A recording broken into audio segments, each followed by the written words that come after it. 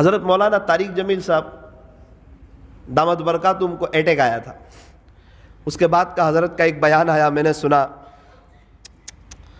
عجیب باتیں کر رہے ہیں وہ اللہ سے. اٹیک دیکھا تھا نا, اس کی تکلیف بہت قریب سے دیکھی تو برداشت نہیں. کہتے میں نے موت کو بہت قریب سے دیکھا, اور پھر اس کے بعد اللہ سے مناجات کی, کہ اللہ تو جانتا ہے میں نے پوری زندگی کسی کی غیبت نہیں کی. اللہ, یہ خود اللہ سے کہہ رہے کہ اللہ تو جانتا ہے, تو اس بات کا گواہ ہے کہ میں نے پوری زندگی کسی کی نہ غیبت کی ہے نہ غیبت سنی ہے, اور میں نے تیری مخلوق کو کوئی تکلیف نہیں پہنچائی. اے اللہ, میں تیری مخلوق کا گنہگار نہیں ہوں, تیرا 100% گنہگار, اس کا مجھے اقرار ہے, مجھے معاف کر دو. یہ سن کر میں تو ہل گیا, کیسی زندگی گزاری ہوگی. ایسے ہی اللہ تعالیٰ کسی سے اتنا بڑا کام لے لیتا ہے. ہمارے یہاں نوساری میں ایک مولانا صاحب نے حضرت مولانا طارق جمیل صاحب مد ظلہ العالی کے ساتھ 2 چلے لگائے, کینیڈا کے تھے, 2 چلے لگائے. تو میں نے ان سے پوچھا کہ آپ نے حضرت مولانا طارق جمیل صاحب کا کیا خاص عمل دیکھا؟ تو مجھے کہا کہ مولانا خاص عمل تو پتہ نہیں, ہم رات میں 4:30 بجے اٹھتے تھے اور وہ رات میں 2:30 بجے اٹھتے تھے. 4:30 بجے ہمارے اٹھنے کا وقت اور 4:30 بجے حضرت کے سونے کا وقت, پتہ نہیں 2 گھنٹے کیا کرتے تھے. میں نے کہا آپ نے عمل کیا دیکھا؟ یہ تو آپ نے دیکھا ہی نہیں کہ وہ رات میں 2:30 سے 4:30 کیا کرتے ہیں. مولانا ایک عمل بڑا زبردست دیکھا. میں نے کہا کیا دیکھا؟ مولانا 2 چلے لگے, یہ پورے 2 چلے میں نہ انہوں نے کسی کی غیبت کی اور نہ کسی کی غیبت سنی انہوں نے. یہ بہت نرم دل ہے, بہت رحم دل ہے, لیکن اپنی لائف ایسی بنائی ہے کہ کسی کی مجال نہیں کہ کوئی تیسرے آدمی کی بات ان کے سامنے آ کے کرے. حضرت نے ہی کہا کہ میرے بیٹے کی شادی ہوئی تو میری عورت کو میں نے کہہ دیا کہ دیکھ یہ بہو ہے اور اس کے ذمے اپنی خدمت نہیں ہے, پوری زندگی بھی میری اور تیری ایک بھی چمچ نہ اٹھاوے تو یہ خدا کے دربار میں گنہگار نہیں ہے, یہ کام والی نہیں ہے, یہ آزاد عورت ہے, یہ بہو ہے. اپنے بیٹے کے ذمے اپنی خدمت ہے, بہو کے ذمے اپنی خدمت نہیں ہے. تو زندگی بھر اس سے پانی بھی نہ مانگنا, ہاں یہ پلا دیتی ہے تو اس کا احسان ہے, اور نہ پلاتی تو قیامت کے دن اس کی پوچھ کوئی نہیں. تو اس کا کیا مطلب؟ بہو سسرے کی خدمت نہ کرے خسر کی, نانا نانا کرے, وہ کرے گی, کل اٹھ کے وہ ساس بنے گی تو اس کی بہو بھی اس کی خدمت کرے گی, اور اگر وہ نہیں کرے گی تو پھر اس کی بہو بھی اس کی خدمت نہیں کرے گی. میں شریعت کا ایک مسئلہ سمجھانا چاہتا ہوں. ہمارے یہاں اس پر جو ظلم ڈھاتے ہیں اور اپنی آخرت برباد کرتے ہیں, اس لیے میں سمجھانا چاہتا ہوں. حضرت فرماتے ہیں جس کا خلاصہ کہ اتنی محبت ہو گئی کہ ہماری بیٹی سے بڑھ کے وہ رہنے لگی ہمارے گھر میں. اس کو کہتے ہیں کہ گھر میں اللہ کا دین موجود ہے. میں گھر کے وڈیلوں سے, گھر کے بڑوں سے, گھر کے ذمہ داروں سے بہت ذمہ داری کے ساتھ یہ بات کہنا چاہتا ہوں. مجھے یقین ہے کہ تھوڑی سی محنت لگے گی, ایک عجیب و غریب دل پر بوجھ پڑے گا, تھوڑا سا وقت لگے گا, ماحول ایسا بناؤ کہ تیسرے آدمی کی کوئی ہمارے پاس آ کے بات نہ کرے, کسی کی جرت نہ ہو. آپ درود شریف 2000 پڑھتے ہو, 100 مرتبہ کر دو. سبحان اللہ 100 مرتبہ کر دو. الحمدللہ 100 مرتبہ کر دو. آپ تہجد نہ پڑھ سکتے ہو, کوئی بات نہیں, قیامت کے دن آپ کی پوچھ نہیں ہوگی. نفل کام نہ کر سکتے ہو, آپ کی پوچھ نہیں ہوگی. لیکن غیبت کی ہوگی نا, اس کی سزا بہت خطرناک ہے, جس کو الفاظ میں بیان نہیں کیا جا سکتا. یوں فرمایا کہ غیبت کا حال رومین کی طرح ہے, جتنا غیبت کے کرنے والے کو گناہ اتنا ہی غیبت کے سننے والے کو گناہ. جتنا کرنے والا غیبت کا گنہگار, اتنا ہی غیبت کا سننے والا بھی گنہگار. مدینہ منورہ میں ہماری پڑھائی چل رہی تھی, ہمارے استاذ کے پاس ایک بڑے لحیم شحیم آدمی آئے.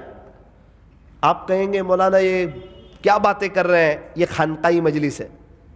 اور خانقاہی مجلس کس کو کہتے ہیں؟ جس میں لچھے دار بیان نہ ہو, اصلاحی باتیں ہوں کہ ہمیں کرنا کیا ہے, اللہ کے قریب کیسے آنا ہے, گناہوں سے بچنا کیا ہے, وہ کون سی چیز ہے جس سے ہماری گاڑی میں پنچر پڑا ہوا ہے. مرسیڈیز ہو اور ہوا نہ ہو, کروڑ روپے کی مرسیڈیز ہے, 10 روپے کی ہوا نہیں ہے, فرمایا اس کی کار چلے گی نہیں.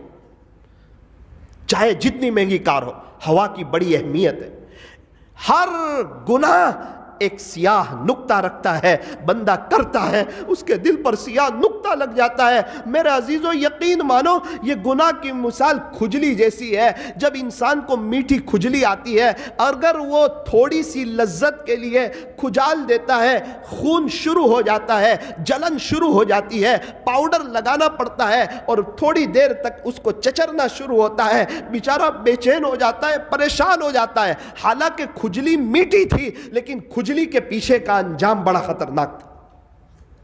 بالکل اسی طرح یہ گناہ میٹھی کھجلی کی طرح ہے۔ نفس کہتا ہے کر لے، بات کا کس نے دیکھا؟ شیطان کہتا ہے ارے کر لینا ہوتا ہے، سب کرتے ہیں۔ نہ میرے عزیز، نہ کرنا۔ نیکی کے راستے میں سکھ ہی سکھ ہے اور گناہ کے راستے میں دکھ ہی دکھ ہے۔ عجیب بات آپ کو سناؤں، وہ حضرت مولانا، میری ان سے ملاقات ہوئی، بڑے لحیم شحیم۔ مجھے کسی نے بتایا کہ یہ 91 سے حضرت مولانا طارق جمیل صاحب کے خادم ہیں، حضرت کے ساتھ رہتے ہیں سفر حضر میں۔ میں بڑے ادب سے ان کے پاس بیٹھ گیا، میں نے کہا کہ میں حضرت کے بارے میں کچھ جاننا چاہتا ہوں، آپ سے کچھ بتائیں حضرت مولانا طارق جمیل صاحب کے بارے میں، اللہ تعالیٰ ان سے بڑا کام لے رہے ہیں، میں کچھ معلوم کرنا چاہتا ہوں۔ کہا کیا معلوم کرو گے حضرت کے بارے میں؟ 91 سے ساتھ ہوں، اس وقت 28 سال ہوئے تھے جب میں نے پوچھا تھا کہ 28-29 سال ہوئے، آج تک انہوں نے نہ کسی کی غیبت کی ہے نہ کسی کی غیبت سنی ہے۔ میں نے کہا کیوں؟ حضرت کہتے ہیں میرے پاس نیکی بہت کم ہے، میں کیوں کسی اور کو دوں؟ میرے پاس ہی آلریڈی کم ہے۔